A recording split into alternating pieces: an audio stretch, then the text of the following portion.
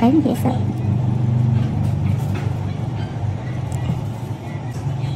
Lần đầu tiên đi làm hả em?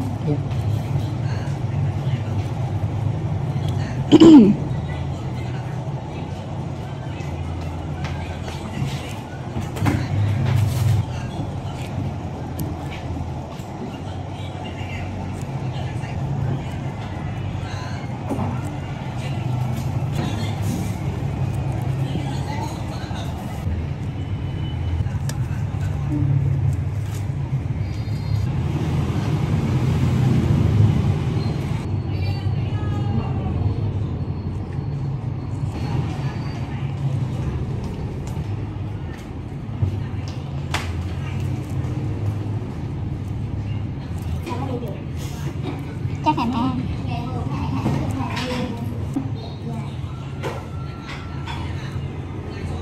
Cái shop đó nó bán đồ chững chạc quá.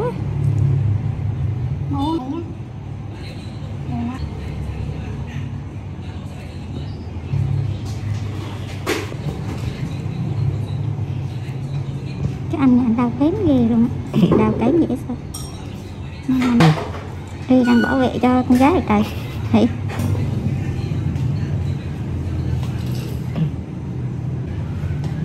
cái da bị già quá.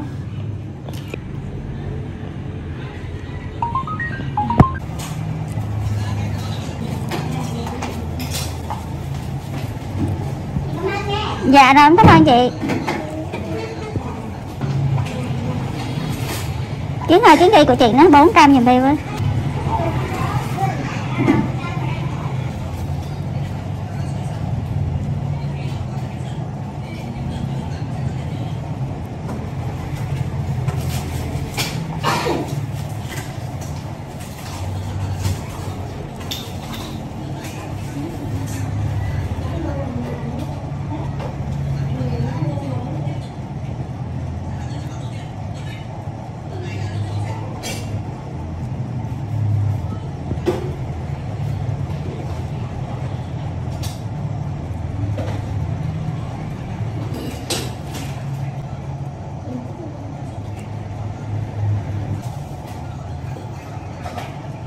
Cho các bạn trong phòng nó đi.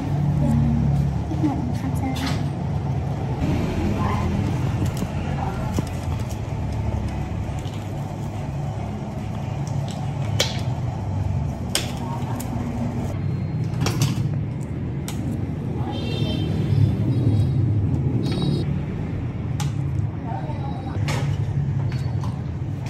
Cái sao quai bà đi. Đó. Bà ta kêu nghĩ rằng là cái tiệm chữa nóng là bà không.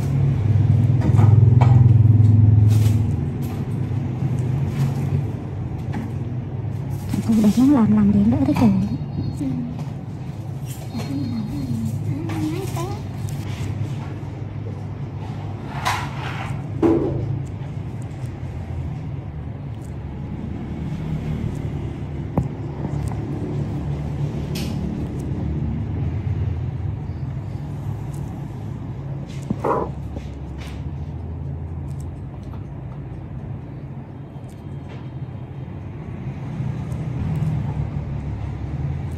Biết mày đang bằng nặng. Mô bà nhìn vô cái tiệm mà thấy khóc quá. Bà tưởng một bà đọc kiểu như sợ chỗ khách thi đạt á. Vô một lần mà nhớ bộ ghế đồ.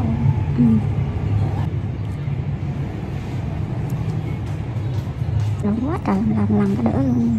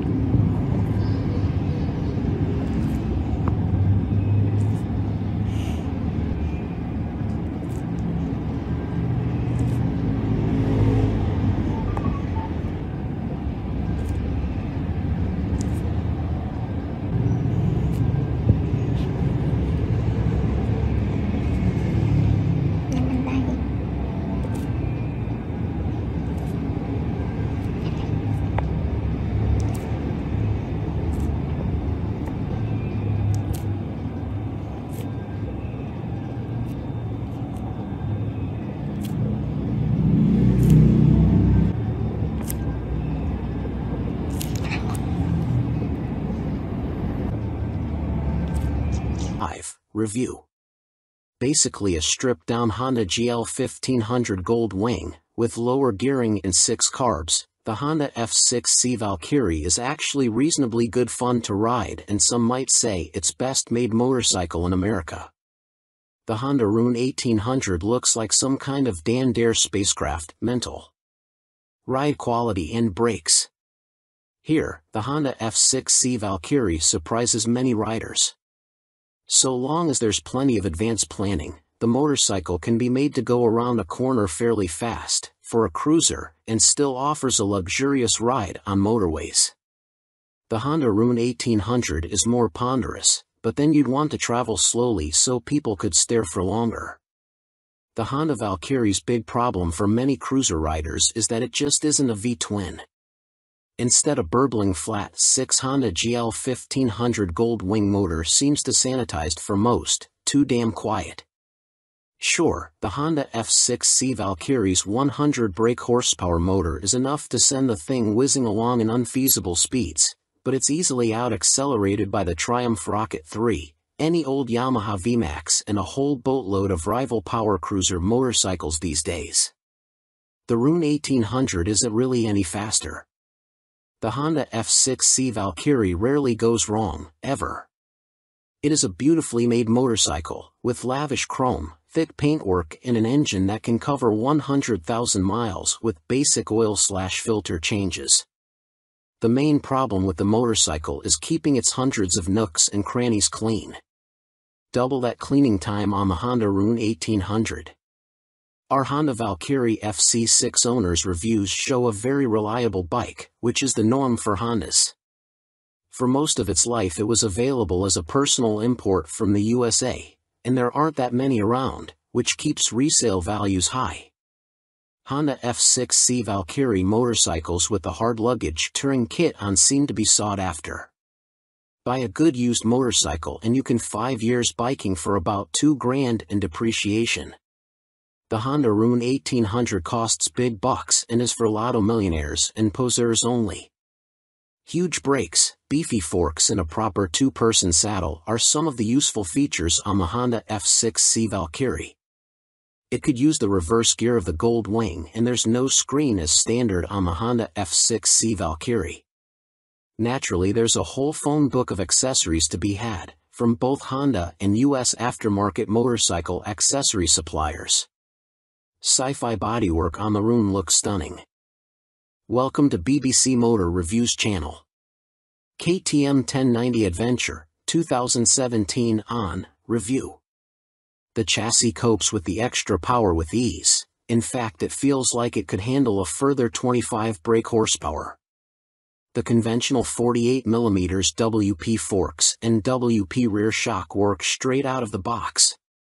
The forks are non-adjustable, but on our test route that didn't pose any problems.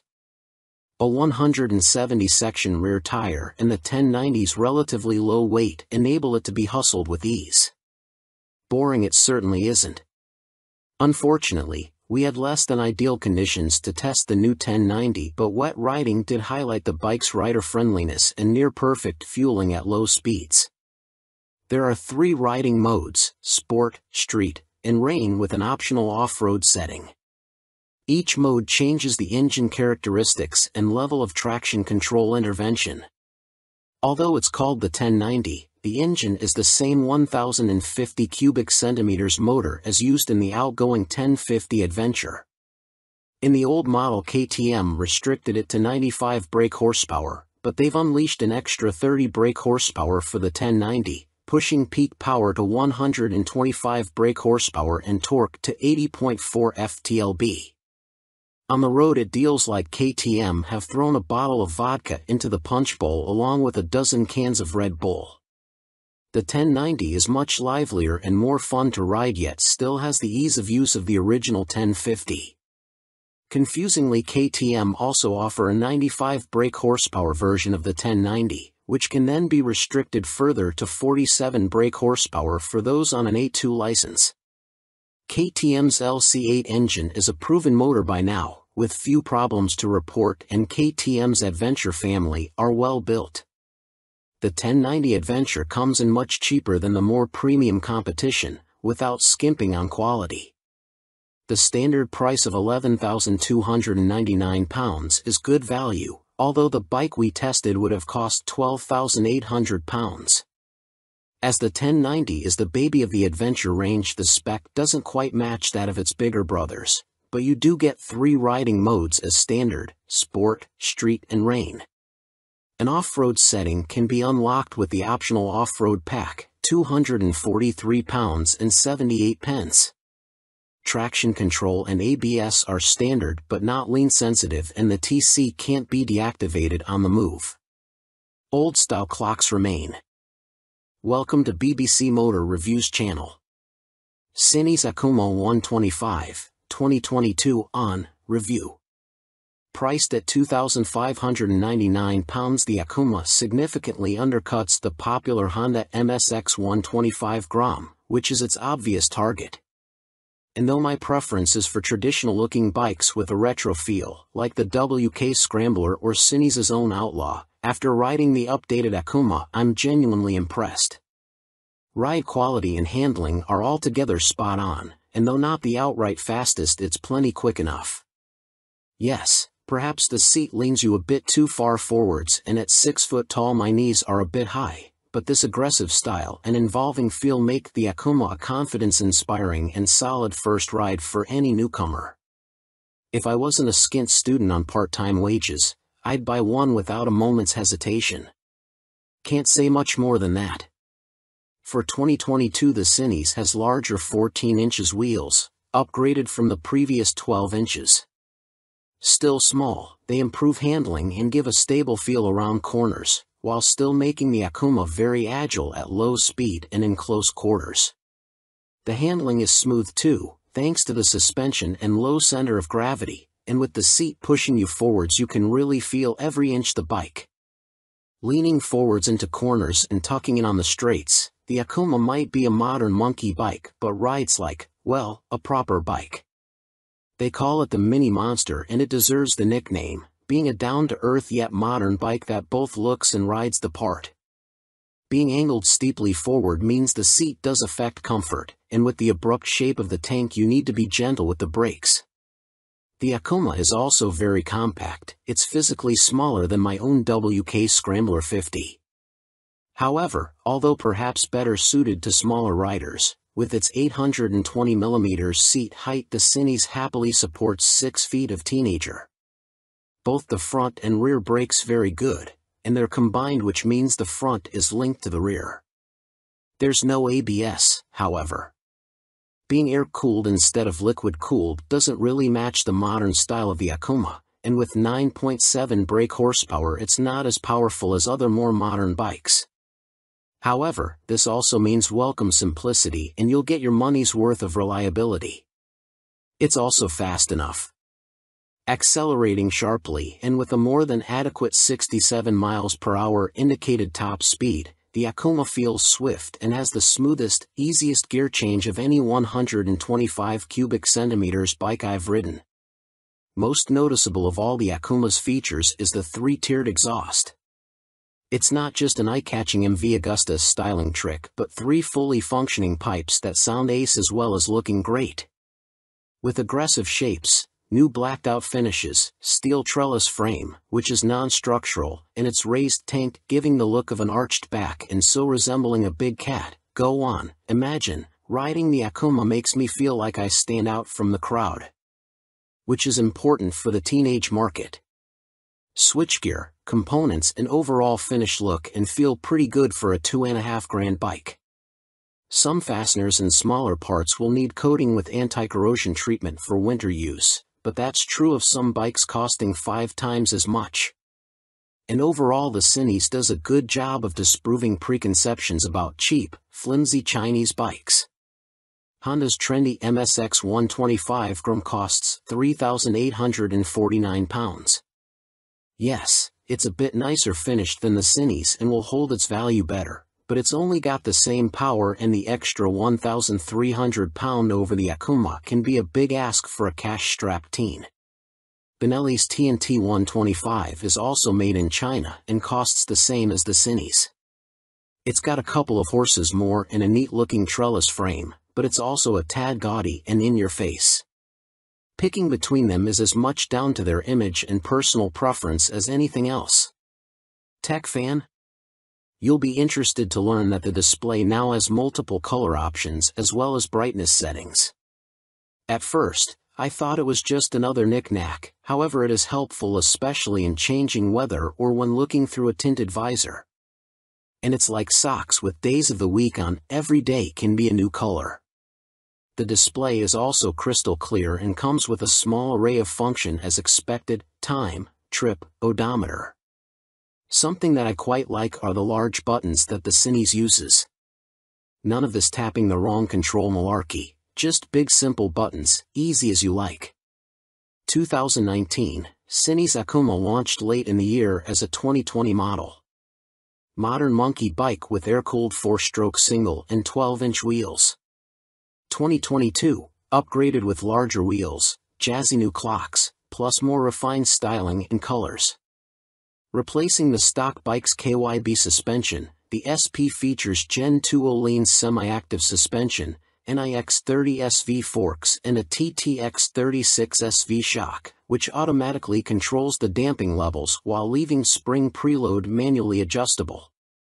Featuring spool valves rather than traditional needles valves, which Öhlins claim deliver faster adjustment and a more accurate responsiveness at the low and high ends of the adjustment range, the SP suspension can be set in one of 3 semi-active damping modes, A1, A2 or A3, or one of 3 manual setting, M1, M1 or M3, which remove the semi-active function and allow fixed damping settings to be selected via the dash. An incredibly impressive system, the semi-active suspension responds to undulations in the road surface instantly, smoothing them out and making the SP feel like it is gliding over the bumps. Harsh ones still give you a kick, but unlike on a conventional system, the semi-active damping instantly recovers and keeps the MT nicely composed, a feature that reduces its tendency to shake its head when exiting bends under hard acceleration. On the UK's roads, A2 is the best option for bumpy B roads where A1 suits fast, smoother road better, and A3 is more for straight line cruising, as when the pace ups it feels a bit soft at the rear end. And the SP's brakes are better too. Fitting braided steel lines can make a bike's brakes feel horribly dead at the lever as they lack rubber lines comforting initial squish. However, on the SP there is still enough feel to allow you to apply small amounts of pressure accurately via the new Brembo Radial Master cylinder. They don't scream race bike and aren't as fierce in their bite as some rivals' setups, but are fine for use on the road, and it is great to see the SP and stock MT now featuring cornering ABS thanks to the addition of an IMU in this latest generation. Good and bad news with the new Euro 5 compliant engine. Starting with the good, thanks to the revised fuel injection system, the throttle response is now smooth. In B mode, A mode is still a bit too aggressive for road use, and the crossplane's enhanced mid-range surge of power is staggering, as is the wonderful offbeat sound, which has been tuned through a new intake system and feel. But despite lengthening its gearing, the MT remains a noticeably thirsty bike and recorded 41 miles per gallon on our test ride, which is what Yamaha claim, but still equates to a range of just 155 miles until the 17-liter tank is empty. If you opt for the SP, alongside the Öhlins suspension you gain braided steel brake lines as standard, as well as a 3-piece belly cowl, black bars and levers, and a stitched seat. Unlike the stock bike, which comes in 3 color options, cyan, blue and black, the SP is only available in Icon Performance, and it also features a polished metal finish on its swing arm where the stock bike has a black painted one. Everything else, including the engine and electronics package, is identical between the 2 MT10 models, which is good news for MT10 owners but a bit disappointing for SP owners who may feel like they deserve something extra to brag about aside from suspension. Which brings up the question of price. The MT10 SP costs £2,500 more than the stock MT10 at £16,000, which is tantalizingly close, especially when you look at a finance package. On a PCP deal after a £3,000 area deposit, you are looking at paying about £35 a month more for the SP when compared to the stock bike. That's about the price of a takeaway meal for two every month, which seems a small sacrifice to gain that all-important Öhlins bling. In terms of running costs, both the SP and stock MT10 have the same poor fuel economy and cost roughly the same to insure and service, so that's not a factor in ownership, and the SP should hold its residual value a bit better. How does it stack up against its rivals? Very well. The SP is £16,000, where a Ducati Street Fighter V4 is £19,551, or £21,651 in S-Guise with semi-active suspension. The Aprilia Tuono V4 factory is £16,900, the KTM Super Duke EVO £17,899, Triumph Speed Triple 1200 RS £15,500, which lacks semi-active suspension, and the Kawasaki ZH2 SE £19,079. Sharing the same tech package as the stock MT, the SP is no less impressive when it comes to its safety assists. Thanks to a 6-axis IMU, you get cornering ABS and TC as well as slide control and anti-wheelie that sit alongside an up/down shifter, engine braking control, cruise control and variable power modes, all of which are controlled via the new 4.2-inch color TFT dash, which lacks connectivity. While the electronics perform faultlessly, and the quickshifter is excellent, it is tricky to see which of the various acronyms you are selecting should you wish to tweak their. Welcome to BBC Motor Reviews channel. Triumph Rocket 3, 2020 on review. Suspension, steering and stopping are all worlds ahead of the previous Rocket 3, and as a result it now feels like a laughably large but comprehensively capable motorcycle, rather than a cartoon cruiser caricature. Related, 2020 Triumph Rocket 3 TFC news on MCN. First impressions might be dominated by the Rocket's vast proportions and the curiosity factor of cramming a motor larger than a typical family car between two wheels, but after a day spent studying the quality details, experiencing the meticulously managed power and appreciating the enormous improvements in refinement, you walk away feeling thoroughly impressed. The new Rocket 3 is exciting, eye-catching, attention-grabbing and pulse-raising, yet avoids straying into feeling frivolous, ridiculous, or pointless. Forget the previous Triumph Rocket 3's cumbersome bulk, heavy-handed handling, basic running gear and Romanesque name badge. The new Rocket 3's chassis is totally different. A cast aluminium spine frame replaces the old twin steel tubes, helping contribute to an incredible 40 kilograms saving over the previous bike, while steering geometry is sharper and the wheelbase is shorter. As a result, the Rocket now has a proper appetite for corners the old bike couldn't dream of. Turn-in is easy, holding a line mid-corner needs little inside bar pressure, and flick-flacking from full lean left to right, and still ending up where you intended, is absurdly accurate for a bike with a fueled weight north of 320 kilograms. Suspension is by Showa, with 47mm adjustable upside-down forks up front, and an adjustable monoshock monitoring the shaft drive. No electronic adjustment though, the clickers are all manual.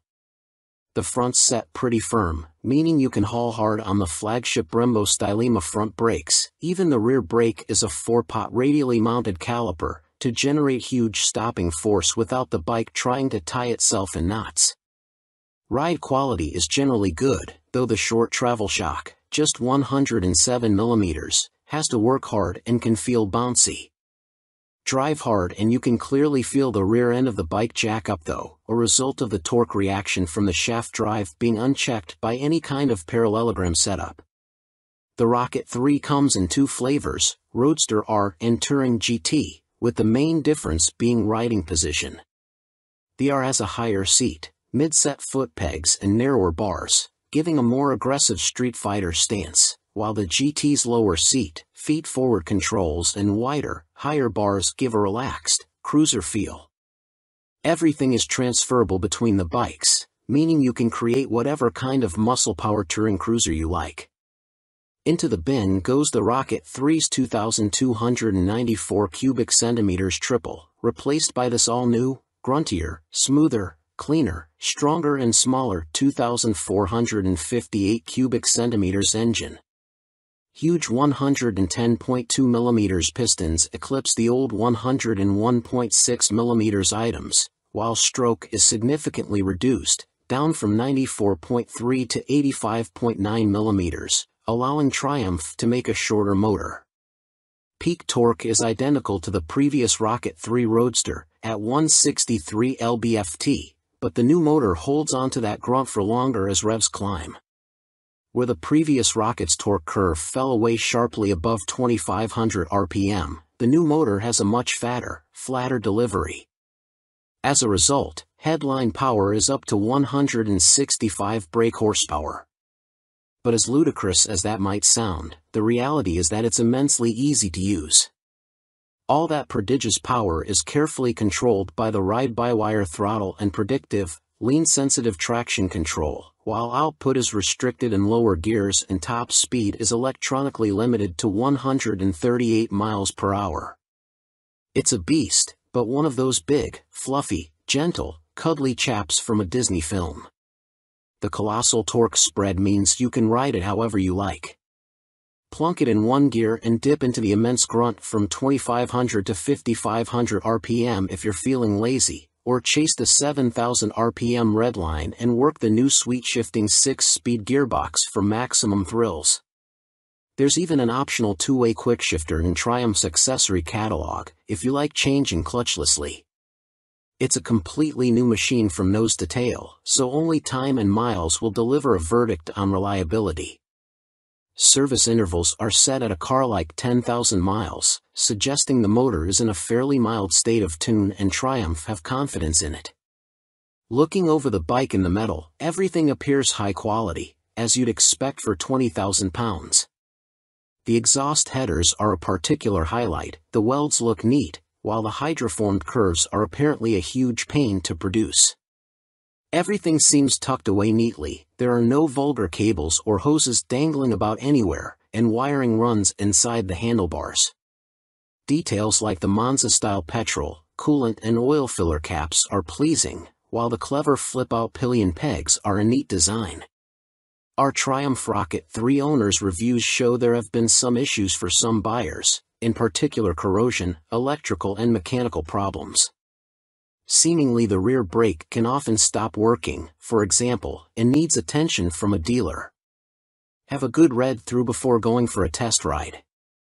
Clearly it's not a cheap bike, though an ultra-capacity extreme muscle cruiser never was going to be. The Rocket 3R is 19,500 pounds on the road, that includes almost all the gadgets, apart from the two-way quickshifter and the heated grips. The GT version, which includes the heated grips, a fly screen and a pillion backrest, is 20,200 pounds. Both are roughly on a par with Ducati's Diavel 1260S, 20,041 pounds. A Harley-Davidson Fat Bob 114 starts at 15,825 pounds, but doesn't have a fraction of the Triumph's tech, torque, pose or poise. If you want to go properly left field, a Moto Guzzi MGX21 is 19,999 pounds. Running costs probably won't be any kinder on the wallet. Triumph claimed the motor returns 41 miles per gallon, but our test ride suggests it's closer to 35 miles per gallon. That 240 section, 16-inch rear tire isn't cheap either. Sign picking the bike up in March I have had a headlight replaced under warranty, main beam sticking on, and the second which has really put me off was the rear brake losing all braking power. It has been back to my dealer who changed the fluid for a better one but was told that Triumph know there's an issue and they are working on it. I thought anything to do with brakes on a 163 pounds of torque monster would be the #1 agenda. First service only. The fuel economy is not bad so far, 43 to 45 miles per gallon. That is with occasional spirited riding thrown in. 2 stars is because after 6 months I was offered 13,500 pounds from the dealer to buy it back. Even WBAB offered considerably more, so not much faith in the brand and will likely be going back to BMW. Equipment. The Brembo brakes are top-notch. The stopping power and feel is superb, the ride comfort is less so. I am a big old guy and no matter how I try to adjust the rear suspension the ride is harsh on anything but smooth tarmac. The roads in Herefordshire where I live are amongst the worst in the UK and backache sets in after about 2 hours. I have purchased an Airhawk DS seat pad which has transformed the comfort but it's still not all day comfy like my old Rocket. The tank is so wide you have to ride legs apart which at motorway speeds the wind blast makes your hips ache trying to keep tucked in. In the end I made and fitted a pair of Perspex front fork air deflectors to solve the discomfort. I didn't go for the quick shifter or the navigation package as for me they don't offer much in the way of the overall riding experience. The TFT display is good but on some settings it is too fussy and hard to read. I opt for the screen that shows speed, revs, gear selection and fuel status. That's enough for me. There are a few niggles with this bike that could be better.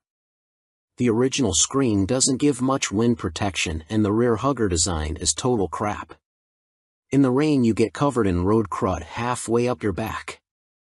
I bought an aftermarket hugger which left some wiring exposed so I ended up fitting this over the top of the original hugger, problem solved.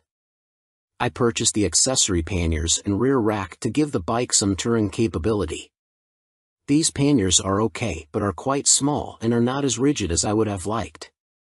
The optional rear rack is stated as only good for 3 kilograms which means fitting my fully loaded Kuryakyn Grand Tour bag on the rear may be more than it can withstand. Guess I will soon find out as there is little room on the pillion seat. One of the best design features on this bike are the fold-away pillion foot pegs and the folding pannier mounts. If anyone is thinking about buying this bike for some serious touring then you will need a few aftermarket bits to iron out its touring limitations. Welcome to BBC Motor Reviews channel. Yamaha Fazer 600, 1998 to 2004, Review and Used Buying Guide. Related, Easy Fit Kit turns Yamaha Fazer 600 into retro race rep.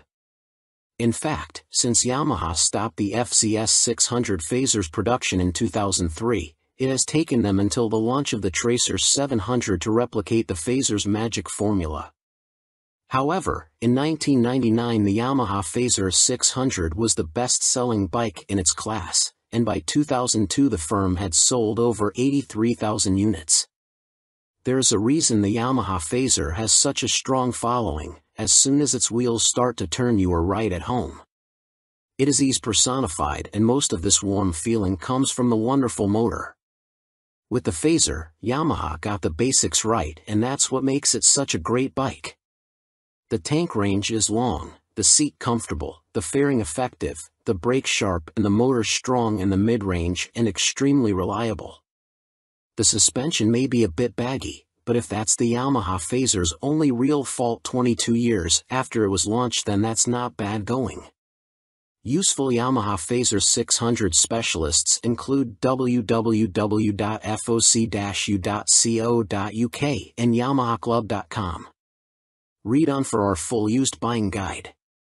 Ride quality and brakes.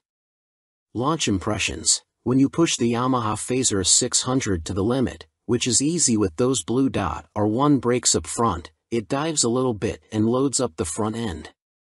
It waggles a bit, but the handling is generally confidence-inspiring and if you take it steady you could ride to Budapest on a Yamaha FZS 600 Fazer and feel no severe aches or pains. Yamaha Fazer 600, what does it ride like now? With limited suspension adjustment, post-2000 models have variable damping in their forks. The Yamaha Fazer is a bit wobbly in the corners and the Sumitomo calipers shared with the R1 quickly overwhelm the forks when you brake hard. But where on some bikes this is an annoyance, on the Fazer it makes you giggle and adds to the amusement factor. There's just under 100 brake horsepower in the Yamaha FZS 600 Fazer's detuned, Thundercat 600 cubic centimeters, 4-cylinder engine and that's plenty for backroad fun, as well as motorway commuting if needs be. The Yamaha FCS 600 Phaser delivers its power in a wide spread, and the 6-speed gearbox is there if you feel like playing tag with sports bikes. Yamaha Phaser 600. What's the drivetrain like now?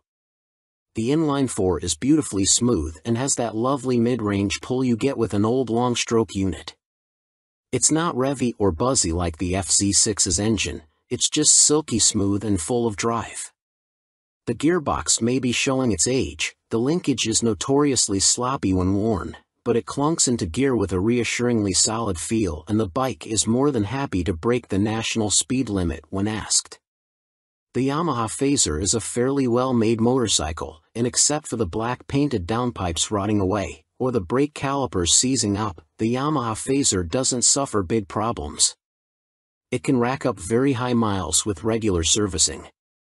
Apart from its thirst for fuel, it would make a great dispatcher's motorcycle. Yamaha Phaser 600 reliability.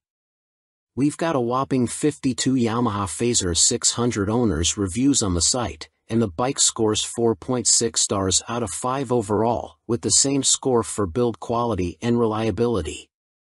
This is an incredibly high score, meaning it's safe to say you can depend on the Phaser 600. Minor issues include the Phaser lacking more modern equipment such as more electronics, but this is an old bike now. You can't expect the world. Its value more than matches its spec. Yamaha Phaser 600 common problems. Early ignition barrels aren't very strong. Check it works smoothly and that the ignition key works the fuel cap and seat lock. The headlight bracket bends if the bike is in an accident and few people replace it, so always check the fairing looks square on the bike. The steel swingarm can trap water and rot around the chain adjusters, so inspect this area well for any obvious rust damage.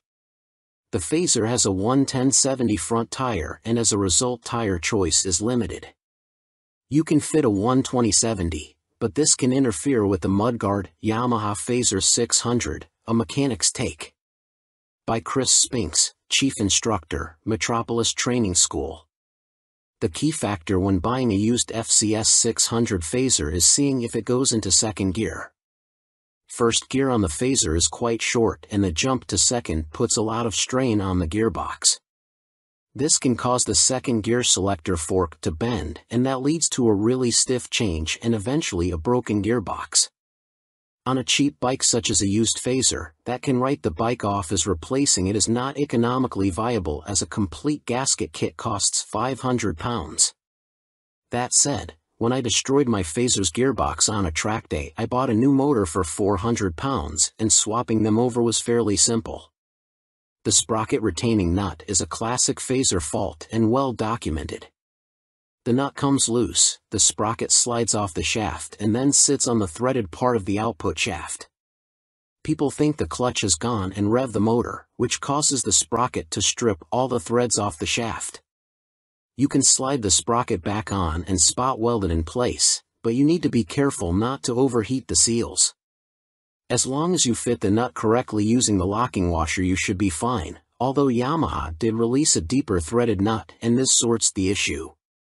The lights on the Phaser are poor, but on the 1998 9 model the bulb vibrates and creates a white powder that fills up the lenses. This is impossible to remove and makes the light even worse. Some owners change the lume to convert the Phaser to twin headlights, which is very easy, but you need to tilt the main beam down or it will fail an MOT. After 15,000 miles the shock will be duff. I'd recommend getting the forks rebuilt and buying an aftermarket shock. Don't be tempted to go for stiff fork springs. I've found softer ones works better. When it comes to the finish, the paint likes to flake off from the engine's fins, so don't jet wash the engine, and check the downpipes.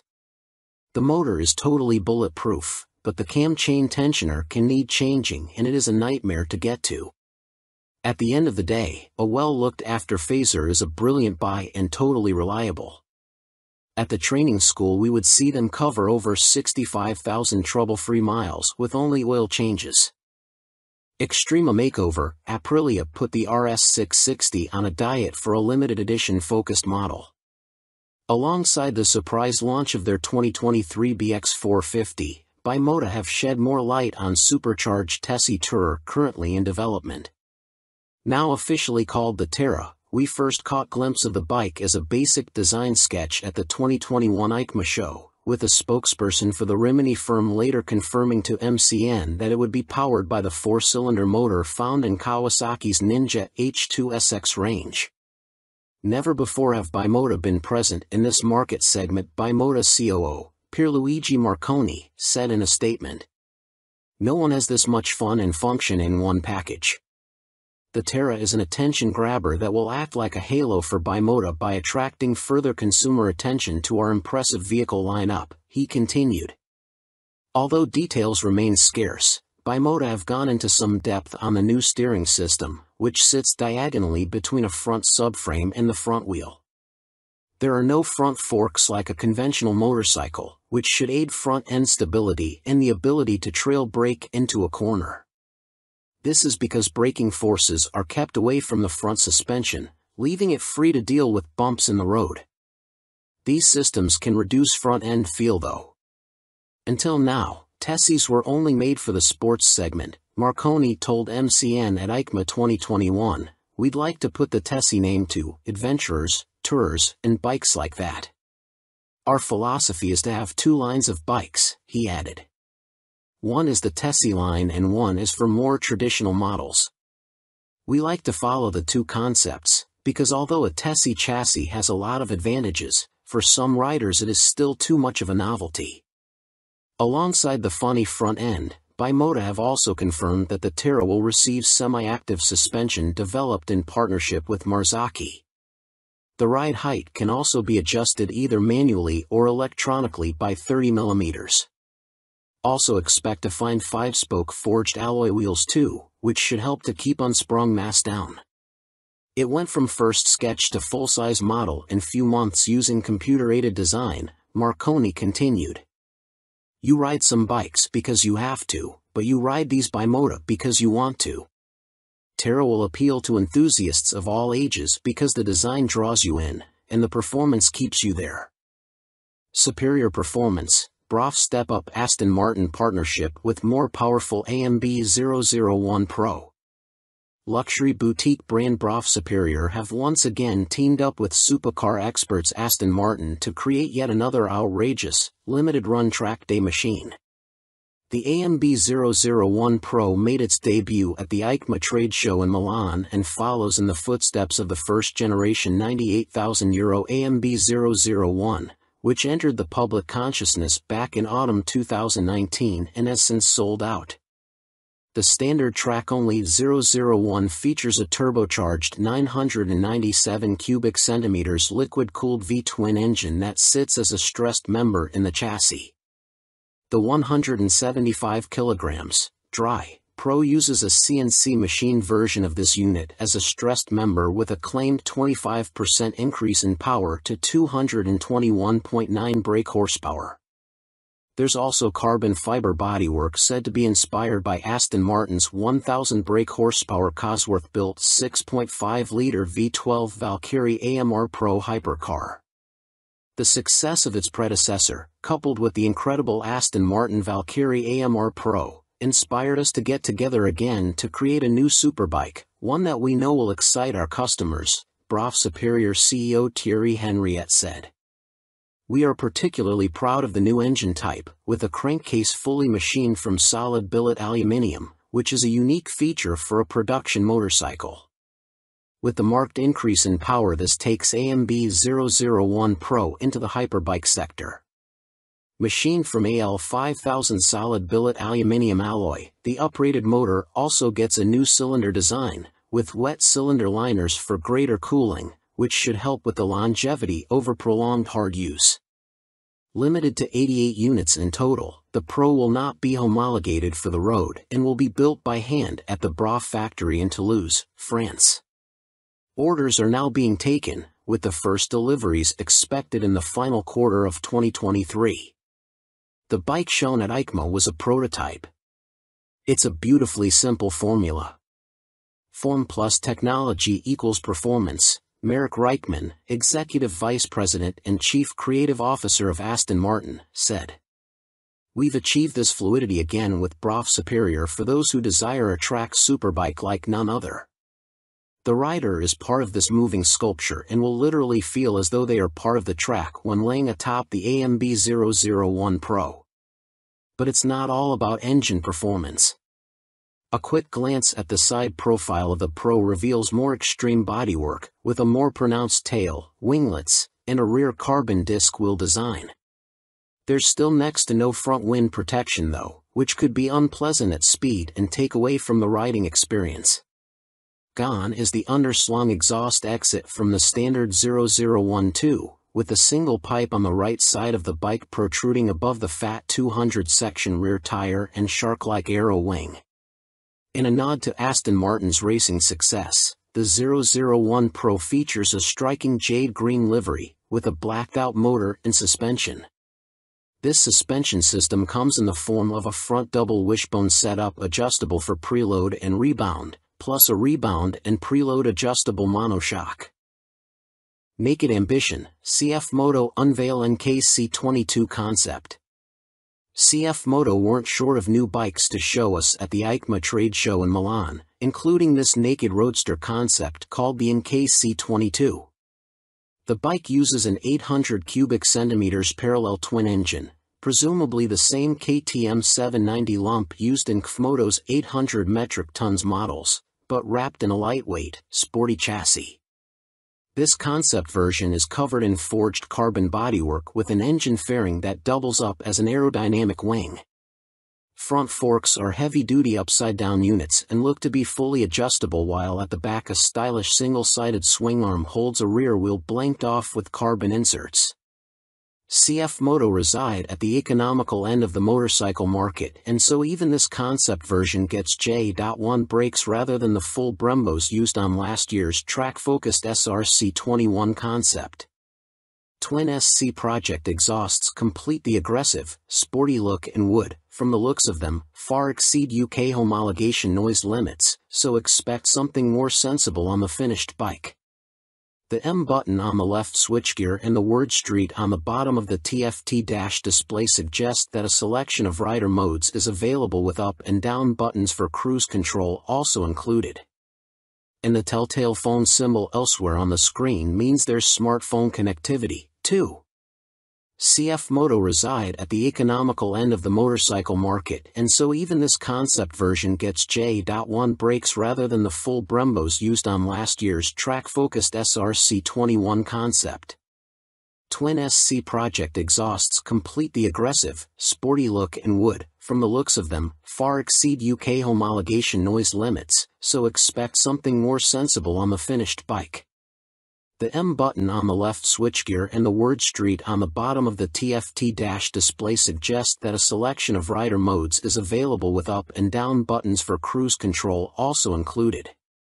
And the telltale phone symbol elsewhere on the screen means there's smartphone connectivity, too. Naked Ambition, CF Moto unveil NKC22 concept. CF Moto weren't short of new bikes to show us at the EICMA trade show in Milan, including this naked roadster concept called the NKC22.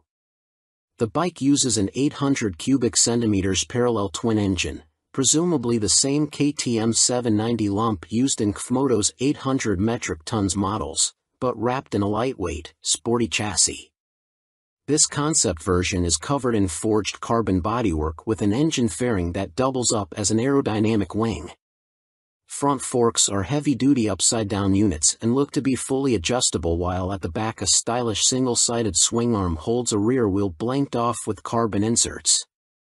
CF Moto reside at the economical end of the motorcycle market, and so even this concept version gets J.1 brakes rather than the full Brembos used on last year's track-focused SRC21 concept.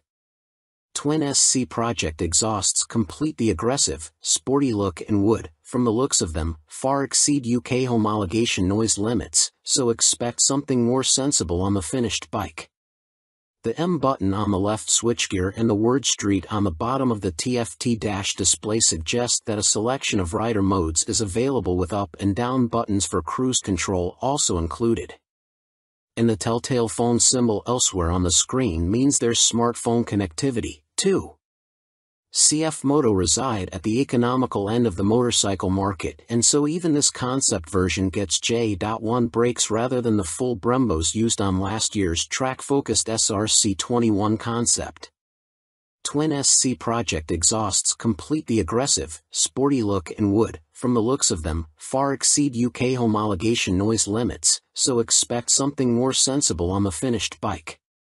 The M button on the left switchgear and the word Street on the bottom of the TFT dash display suggest that a selection of rider modes is available with up and down buttons for cruise control also included. And the telltale phone symbol elsewhere on the screen means there's smartphone connectivity, too. Fantic released their first twin, the Caballero 700 Scrambler. Fantic has revealed their first modern-era twin-cylinder machine with a 700 cubic centimeters Scrambler joining their Caballero range. Fantic are making the most of their partnership with Yamaha, announced at the beginning of 2021, as the bike uses the 689 cubic centimeters, liquid-cooled Euro 5 engine seen in the MT-07, Tenere 700 and R7. There has been no retuning of the CP2 twin either, as Fantic claim the Caballero will hit the showrooms in April next year, boasting 75 brake horsepower and around 50 lb.ft of torque, identical to the R7 and considerably more than the 40 brake horsepower and 31 lb.ft of torque of the Caballero 500 Scrambler. Elsewhere, the 700 sports the same 19 inches front and 17 inches rear, aluminium, spoked wheels as its small-capacity sibling. The engine sits in a single backbone-style frame made from CRMO steel attached to an aluminium swing arm, giving it a wheelbase of 1,460 mm, 35 mm longer than the 500 version. One of the most immediately obvious differences between the two capacity scramblers is the exhaust system. The new 2-into-1-into-2 setup runs under the engine, over the swing arm to exit in roughly the same position. Both machines have a seat height of around 830 mm. Connecting frame to wheel will be a 45 mm upside-down fork made by VRM Marzocchi. The Italian manufacturer also supplies the rear monoshock with preload adjustment. Brembo is the manufacturer of choice for the calipers, with a 4-piston unit gripping the 330 mm front disc and a 2-piston, 245 mm setup on the rear. In another first for Fantic, cornering ABS will be standard on the 700. The system will sense the bike's lean angle and fine-tune the braking response accordingly. Traction control also makes its debut to the Fantic lineup, with both rider aids and 3 rider modes, road, off-road and custom, manipulated via a 3.5 inches TFT display with Bluetooth connectivity. A 14-liter fuel tank may be a little on the small side, although the claimed 180 kilograms curb weight should prove competitive when it comes to commuting or a bit of backlane scratching. An expected price tag of around £9,000 may put some off, although stylish looks, proven engine and handling potential could tempt many. Stuart Prestige. By Stuart Prestige. All-weather rider with a penchant for long tours and hours in the saddle. You may also like. Honda released £30,000 limited edition McGuinness 100th TT Star Replica Fireblade SP. Who do you think you are, John McGuinness? Well, now you really can live out your TT fantasies, as Honda reveal they will build 30 examples of this CBR 1000RR Fireblade SP John McGuinness 100th TT Start Replica Edition in celebration of the road racing legend's phenomenal accomplishments on the island. The headline visual difference from the stock bike is the bold replica of the paint job John raced with for his 100th TT Start. But this is more than just a replica paint job, there's a whole host of other upgrades to add to the exclusivity. The stars align for me to be back on a Honda Fireblade for my 100th TT Start, says McGuinness. It's an awesome bike and has meant so much to me over my career. I'm proud of my connection with its place in TT history and of this, my replica. John McGuinness is the second most successful TT racer of all time, next to the late, great Joey Dunlop, and while revered as road racing legend, he has also had an exceptional short-circuit career, having raced in 24-hour world endurance races like the Bol d'Or and Le Mans, 500 cubic centimeters GPs, and the Daytona 200. He's a former British 250 cubic centimeters champion, has ridden in World Supersport and finished third in the 2009 British Superstock Championship.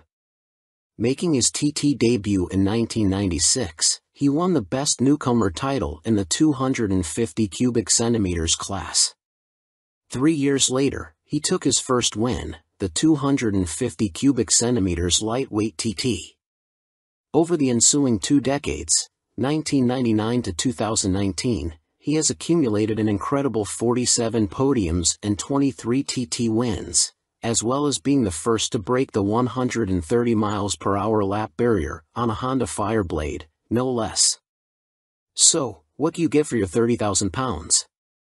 In addition to the already high spec of the CBR 1000RR Fireblade SP which underpins the replica, the limited edition blade gets a full replica paint job incorporating gold detailing and a film strip showing all of John's TT starts on Hondas. Unsurprisingly, this is where it deviates from his actual race bike, which also pictured his TTs on other manufacturers' bikes, and 100th Start sponsor logos.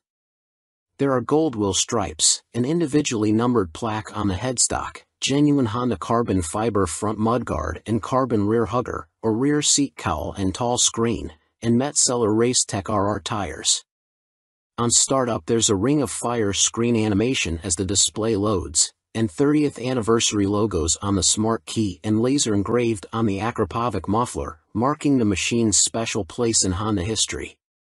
And to cap it all, there's John's signature on the airbox cover. Honda are even offering the opportunity for a personal handover from John McGuinness MBE himself, at Honda Racing UK in Louth. If that's not enough, you'll also get a custom Fireblade garage mat, genuine Honda accessories indoor bike cover, 3D laser engraved crystal featuring a design of the John McGuinness 100th Start replica. All inquiries and orders for the John McGuinness CBR 1000RR Fireblade SP 100th Start replica are to be via the Honda dealer network, and if you want to see one in the flesh, it will be on display on the Honda stand throughout Motorcycle Live at the NEC from November 19th to 27th. Fantic released their first twin, the Caballero 700 Scrambler. Fantic has revealed their first modern-era twin-cylinder machine with a 700 cubic centimeters scrambler joining their Caballero range. Fantic are making the most of their partnership with Yamaha, announced at the beginning of 2021, as the bike uses the 689 cubic centimeters, liquid-cooled Euro 5 engine seen in the MT-07, Tenere 700 and R7. There has been no retuning of the CP2 twin either, as Fantic claim the Caballero will hit the showrooms in April next year, boasting 75 brake horsepower and around 50 lb-ft of torque, identical to the R7 and considerably more than the 40 brake horsepower and 31 lb-ft of torque of the Caballero 500 Scrambler. Elsewhere the 700 sports the same 19 inches front and 17 inches rear, aluminium, spoked wheels as its small-capacity sibling. The engine sits in a single backbone-style frame made from CRMO steel attached to an aluminium swing arm, giving it a wheelbase of 1,460 mm, 35 mm longer than the 500 version. One of the most immediately obvious differences between the two capacity scramblers is the exhaust system. The new 2-into-1-into-2 setup runs under the engine, over the swing arm to exit in roughly the same position. Both machines have a seat height of around 830 mm. Connecting frame to wheel will be a 45 mm upside-down fork made by VRM Marzocchi. The Italian manufacturer also supplies the rear monoshock with preload adjustment. Brembo is the manufacturer of choice for the calipers, with a 4-piston unit gripping the 330 mm front disc and a 2-piston, 245 mm setup on the rear. In another first for Fantic, cornering ABS will be standard on the 700. The system will sense the bike's lean angle and fine-tune the braking response accordingly. Traction control also makes its debut to the Fantic lineup, with both rider aids and 3 rider modes, road, off-road and custom, manipulated via a 3.5 inches TFT display with Bluetooth connectivity. A 14-liter fuel tank may be a little on the small side, although the claimed 180 kilograms curb weight should prove competitive when it comes to commuting or a bit of backlane scratching. An expected price tag of around £9,000 may put some off, although stylish looks, proven engine and handling potential could tempt many. Stewart Prestige. By Stewart Prestige. All-weather rider with a penchant for long tours and hours in the saddle. You may also like 70s Superbike Stunner, MV Agusta Super Veloce 1000 Serie Oro. MV Agusta may not have been directly participating in the EICMA show in Milan last week, but it didn't stop them stealing the headlines with this stunning Super Veloce Serie Oro. The carbon-clad superbike uses the Brute Ale 1000RR as a base, meaning the same 998 cubic centimeters inline-4 producing a claimed 209.1 brake horsepower with a race kit installed. Inside this motor, you'll find a countershaft that rotates at twice the speed of the primary drive shaft with the aim of reducing vibrations and promoting faster cornering. You also get the same frame and single-sided swing arm, but now clad in carbon fiber bodywork inspired by MV's 1972 500 GP Racer. Sitting alongside the smaller, 3-cylinder Super Veloce 800, the Serie Oro is planned to hit dealers in the middle of next year at a price of approximately £50,000. In total, 40 elements of the bike are finished in carbon fiber, including a set of winglets that MV claim produce 39.2 kilograms of downforce at 199 miles per hour. You also get carbon fiber disc brake covers, which attempt to pay tribute to the drum brakes of old whilst also cooling the calipers, essential on a bike capable of such high speeds. MV Agusta also claim the design allows air to flow around the brakes towards the coolant and oil radiators for better temperature control. There are air vents along the carbon fairings, too. Despite the superbike credentials, the Serie Oro has deliberately been made more comfortable and less extreme than traditional circuit stars, and it features electronically adjustable Öhlins NIX forks for a high-quality ride. They are matched to an Öhlins TTX rear shock, which bolts directly to the swing arm. As you'd expect for a bike of this caliber, stopping power comes from premium Brembo Stylema monoblock calipers, which bite onto chunky front 320mm discs. You also get 5-spoke forged aluminium rims, and 4 under-seat exhausts, just unlike the company's landmark F4. In addition, there's a suite of lean-sensitive electronics, plus a 5.5 inches TFT color dash to control them, with the added option of mobile connectivity. Dan Sutherland. By Dan Sutherland. News editor, sports bike nut, and racing fan. You may also like Vmoto range grows, Super Soco owners launch 3 new urban models at EICMA 2022. Electric scooter manufacturer Vmoto, parent company of Super Soco, have had a busy year, releasing 3 new models at EICMA, including the 125 cubic centimeters comparable e-bike, the Vmoto Soco Stash. The release of the production model comes just a year after the unveiling of the prototype, with the bike so named due to its multifunctional storage compartment, housed in the fuel tank, large enough for a full-face helmet or other accessories. At its heart is an electric motor producing an average 8 kilowatts with a peak of 15 kilowatts. This propels the Vmoto Stash to a top speed of 75 miles per hour when the boost is deployed. 68 miles per hour is on tap without the boost.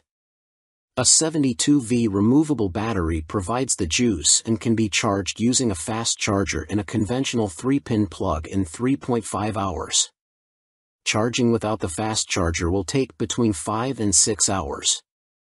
No range specifications have been released, but expect it to have the same 30-mile capacity of the Super Soco TS Street Hunter, which has the same top speed capability.